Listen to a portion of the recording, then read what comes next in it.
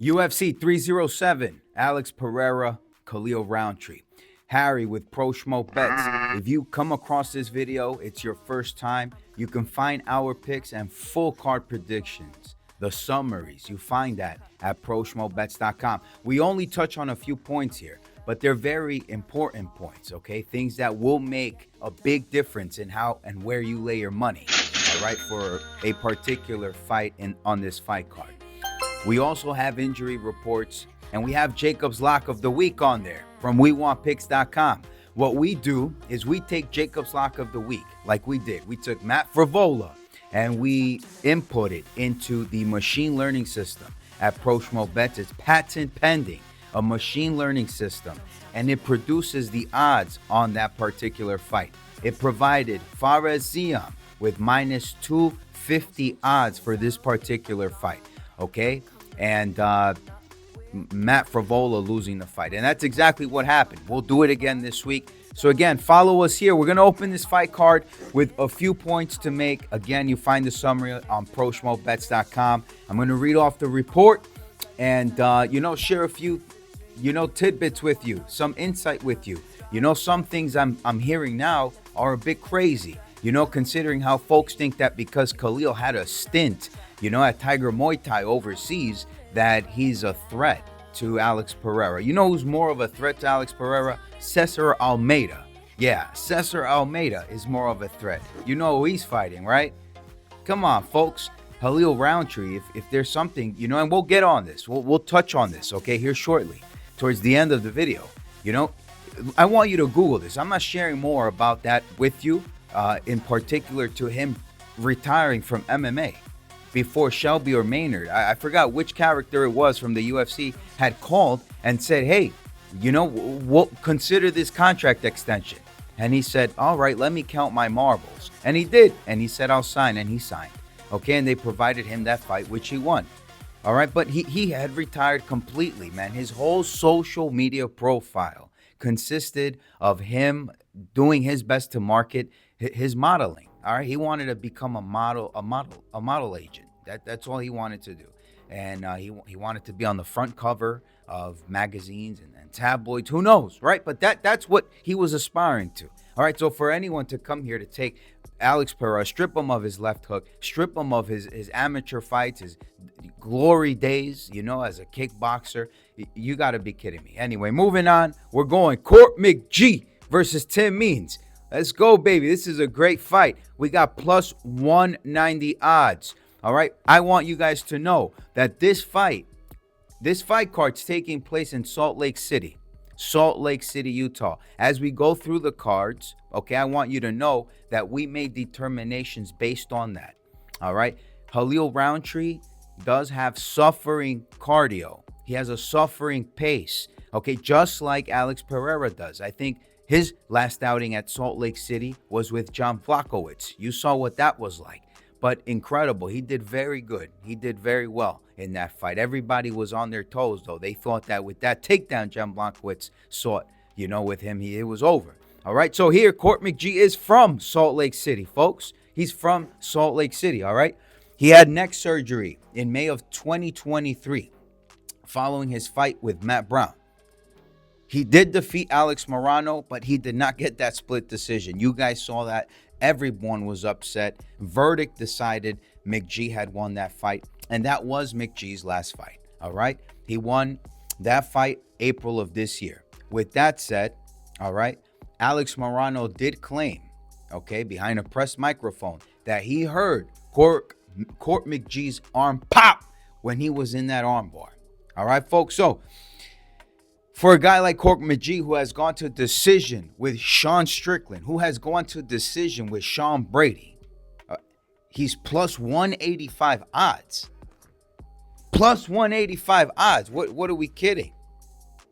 Now, Court McGee is a well-rounded fighter, and his strength of schedule is far greater than that of Tim Means. It's pretty clear. Pretty clear. Look through his Tapology record, okay? Or on SureDog.com, you can see it there too. All Court McGee has to do in this fight to win is take down Tim. That is all. All right. Tim Means was also captured. There's a photo of Tim Means celebrating rehabilitation not too long ago with a therapist. So there's also that for you to consider. Absolutely not taking Tim Means at minus 250. Absolutely not. Moving on, we got Carla, Esparza, Tecia, Pennington. So there's a few notes here. Good points. All right, here we go. Tecia got the fastest hands in the strawweight division. Absolutely. Absolutely. Relentless. Her striking is versatile. Superman punch and right high kick. Wow. She was not given the decision against Mackenzie Dern and Tabitha Ritchie. And a lot of people felt that. All right. Folks said it could have gone either way. I don't think so. I think Tecia Torres had it. All right. She had that. Now, one thing in particular to note here is that her takedowns have improved exponentially. And that is the type of fighter you want to lay money on. Tabitha went 1 for 10 on the takedowns. Dern went 0 for 5. Angela Hill went 1 for 7 on the takedowns. Weili Zhang 1 for 8. Folks, that was back in 2019. What do you think this is like, huh? The one with Weili. Back in 2019, all right? Now, Carla Esparza trained her heart out facing Weili Zhang. You saw that. She overcame a C-section. She was breastfeeding, and she found herself inside the octagon for that pay-per-view. Good on her. All right, she jumped right into the picture quickly. She was looking very good in the striking. And you know her striking was not developed at all. So seeing her strike that way with Weili, she touched Weili. Now, granted, Weili does absorb hits. We've seen it with Amanda Lemos. All right. But that's besides the fact. It was just the movement, the shot selection, the sequences. Man, Carla was looking like Tecia Torres. It was crazy. But folks, that was back then. That was over a year ago. Okay. She's a mother now. Her husband is a doctor. He's barely ever home. And we know that despite her training, complacency does kill.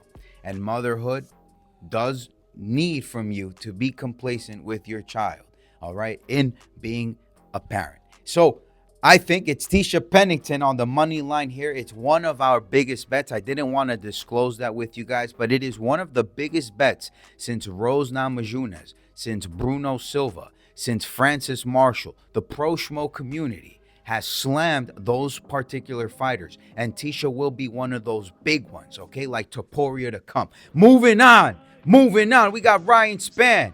Folks, OSP, what a fighter, folks, what a fighter. OSP, what a fighter. Ryan Spann holds 90% of all the bets on this fight card, folks. 90% of all the bets on this fight card, all right? What can I tell you here? All right, Superman is either going to do the do, or OSP is just,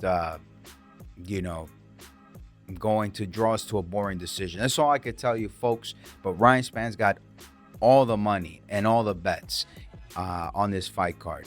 I think that OSP should draw a decision here, but I wouldn't be surprised if Ryan Spann knocks out OSP. He was a bit sloppy his last time out. All right, here we go. Cesar Almeida, Ihor Potieira. We have notes. This is interesting. We got a minus 400 favorite in Cesar Almeida. All right. Now, a bit about Ihor Potieira that might surprise you. These are careful considerations you got to make when you are attempting to, take money from the sports books. Ihor Potieira has a wrestling coach since 2015, has a purple belt in jiu-jitsu, sought takedowns against Bellato, Uberg, and Mauricio Rua. Potieira also was mounted on Rodolfo Bellato, if you saw that. And he got the scramble, he got the reversal, and then defeated, Ihor Potieira. Here's the thing, Almeida is a minus 400 favorite. He was taken down by Budka and Kopylov. White belt, potentially in jiu-jitsu, has trained with Strickland and AlexPereira, has trained at Extreme Couture like he has at Fight Ready Arizona. I did eat pizza at his house. I did. I know, isn't that crazy? I mean, I know you guys are probably listening to this. You're like, what the hell? You had pizza with Cesar Almeida? The guy is a sweetheart, folks. That guy is a sweetheart, man. I'm very happy that he had won his fight during Contender Series, that he won his debut with the UFC. Sadly, he did lose his last bout. But here we go. Now it's Ihor Potieira. I'd like to see Ihor Potieira take down Cesar Almeida. Finally, for once, secure a takedown. He's had a wrestling coach since forever. He can grapple. So do that, right? It's something like the Eileen Perez fight with Zelenzikova. Folks thought, Zelendzikova's got the striking. She could get in and out. She could probably find spacing and just piece away at Eileen Perez at a distance.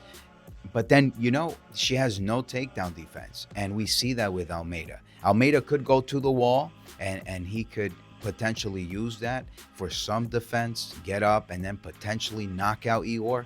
That'd be great to see. But for all the marbles and all the money in the world, for all the parlays to tie up Cesar Almeida in this fight, I don't think that's prudent, folks. I don't. Ihor Potieira is also a dominant MMA. All right, with Ali Abdelaziz. I don't know, folks. I don't know. That manager's a big name in the game. All right, man? So let's go. Here we go. Marina Rodriguez, Jasmine Lucindo. There's a lot to say in this fight. This is a good one, folks. A good one. You don't want to miss it. I know a lot of people are thinking that Marina Rodriguez is the dog of this card. I wouldn't be surprised. I wouldn't be surprised if Jacob from We Want Picks decides she is the dog, because he has a criteria, and in that criteria, he likes to say that if she fights for your money, if he fights for your money, if they have that dog instinct, intuition, that is most likely the dog on the card. And Marina Rodriguez is relentless, folks. She's relentless. But let's start, all right?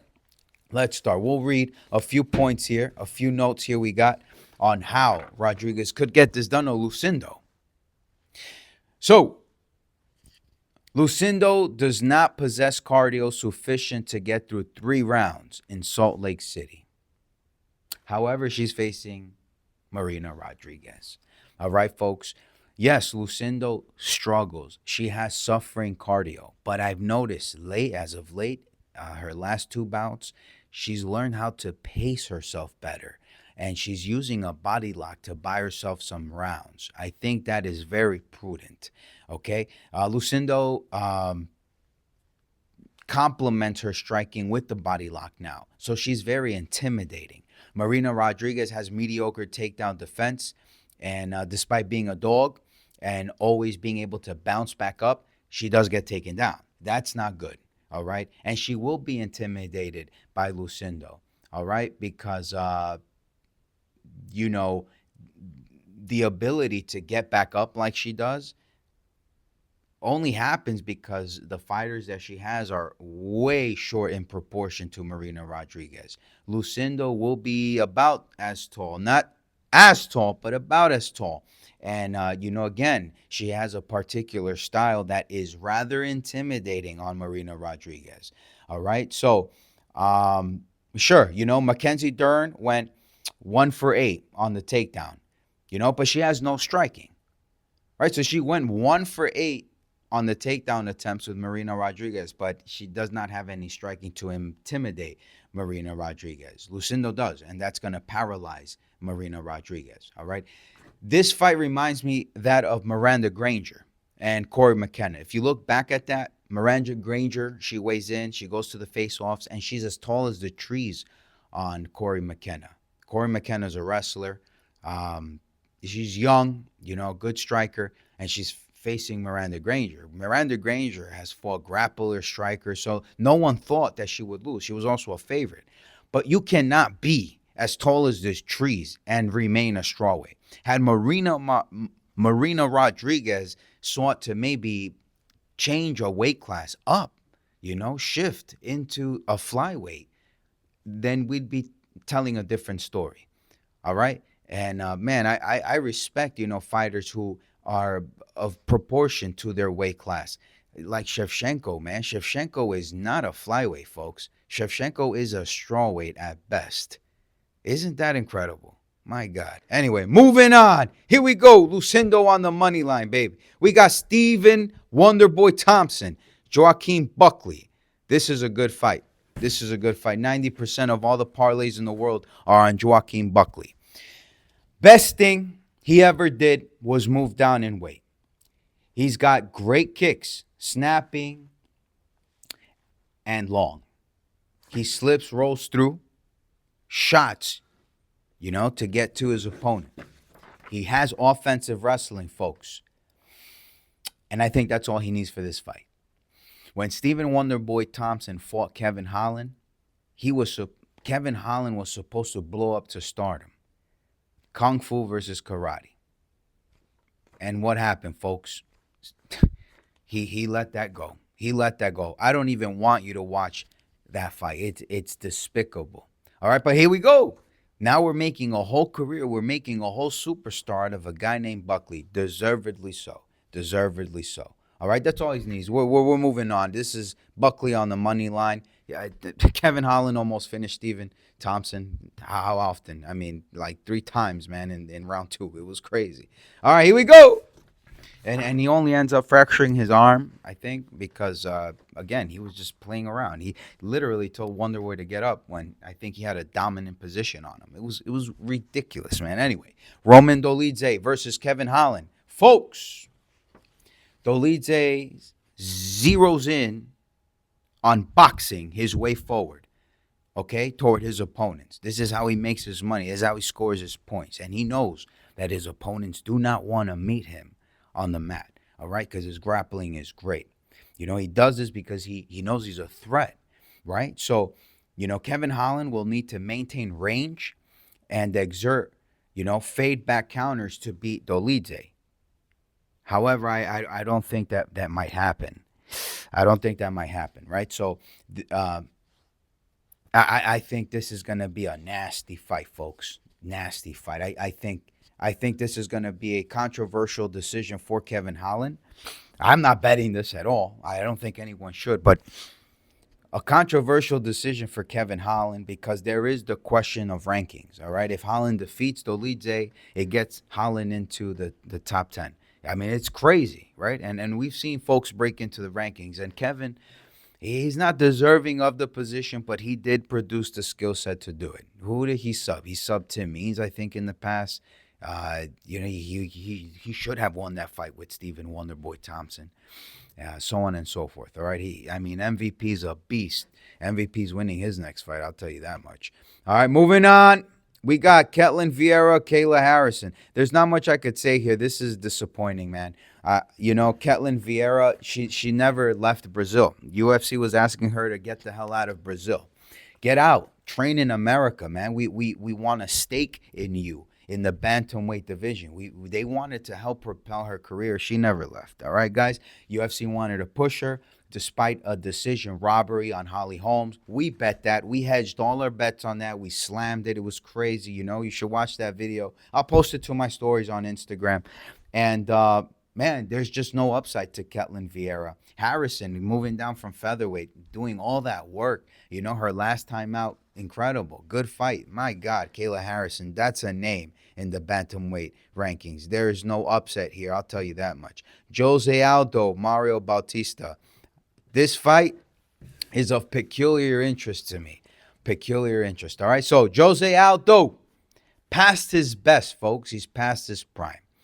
Mario Bautista does something very good that I don't think works with Aldo's style, and that is his ability to return counters on every kick attempt.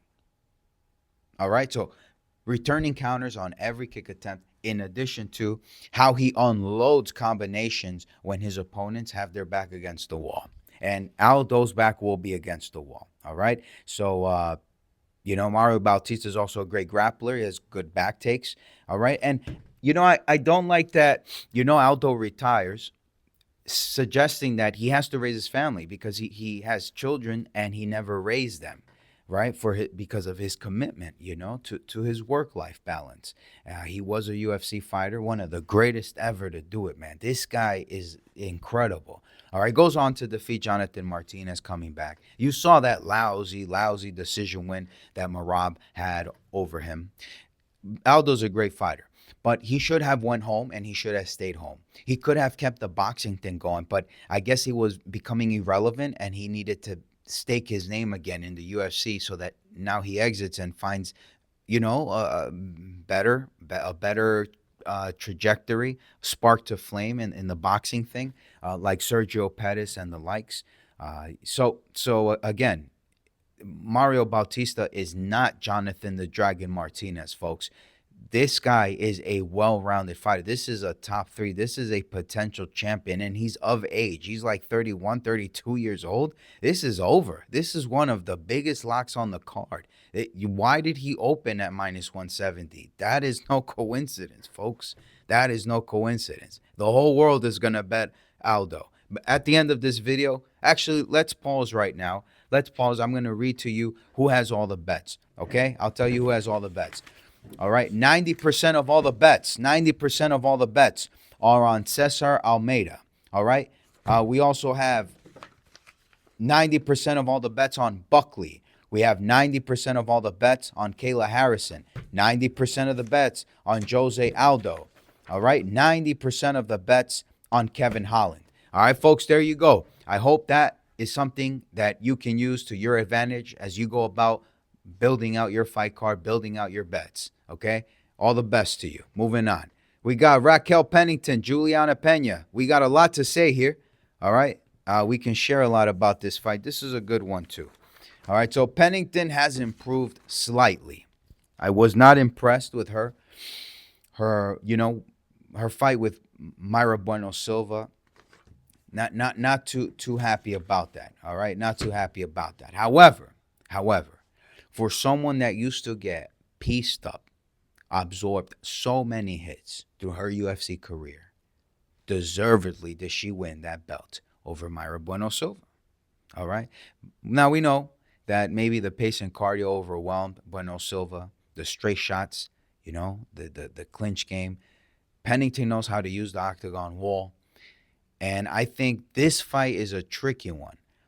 It is really tricky because we don't know what the judges would like to see here. I don't know what the matchmakers want to see. Skill for skill, Pena can definitely outwork Pennington. She can definitely outwork her. But Pena's coming off issues, man.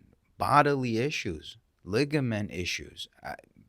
I don't know what's happening here. Pena should win the fight. Remember, Amanda Nunes had to adopt her style in order to defeat Pena. Raquel Pennington can't do that. She's not an athlete, man. She just came onto the scene. Something like Sam Hughes. Sam Hughes, if you know anything about Sam Hughes, she was a cross-country runner, an endurance runner, and she stumbled across MMA, So I'd like to take JuliannaPena here on the money line. I really do. We'll see if Pena could get her belt back. We'll see. All right. If you want to bet, you have to visit proschmobets.com, and we'll have a bet for this particular fight. All right, and then we finally got AlexPereira. Like we touched upon this video earlier, okay? If you skipped all the way to just hear this main event, you need to hear the intro of this video. I'm telling you, this man had a whole modeling agency behind him. He was out of the UFC contract. He didn't want no business with him. And Maynard and Shelby said, no, please, no, we'll extend your contract. And Khalil said, okay.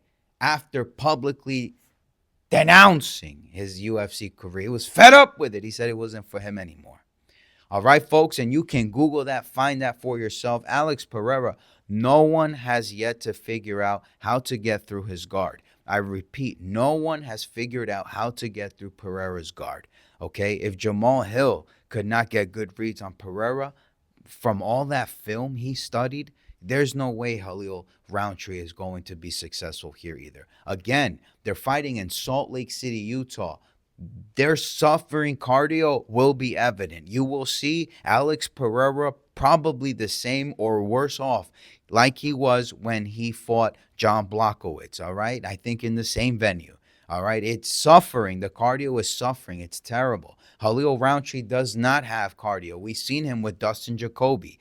AlexPereira has tape to exploit from Khalil Rountree facing a kickboxer in Dustin Jacoby. And you're telling me Khalil Rountree is the dog of the card? Absolutely not. Absolutely not. All right. So you heard it here first, folks. You heard it here first. All you got to do is visit proshmobets.com for summarized picks and takes. Look up lock of the week. Look up the injury reports. Hey, members get first dibs on all this.